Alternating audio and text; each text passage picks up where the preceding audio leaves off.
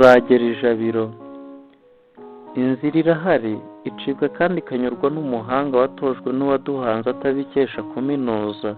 Inzira irahari rwose ni umuharuro, byoroheye ingamiya kunyura mu mwenge w'urushinge kurusha uko banyagutengamara twayinyuramo, ariko njye niyemeje gusohora ijabiro amahoro.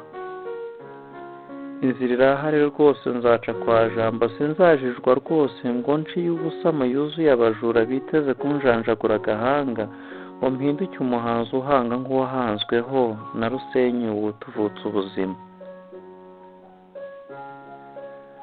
Nzaharanira kugira urukundo rurumparanya, nkunde bose n'abanyigimba, indatirwa abahizi nisungire udasumbwa, nsaba gusiga byose bibimbuza gukwirwa inzira, woshya umunyesindwe, maze ntware umusaraba wanjye, umbere dira ry'akaranga cyerekezo, mboneraho intambwe yaciye ajya kuncungura, nyikurikire ngeze ku rupfu, nducemo nemye ngere ku mukiro yaturongeye, rwose ijuru nzaritaha.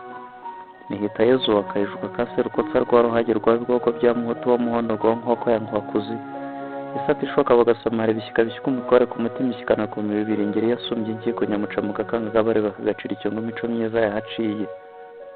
Hita Yezu Sostene.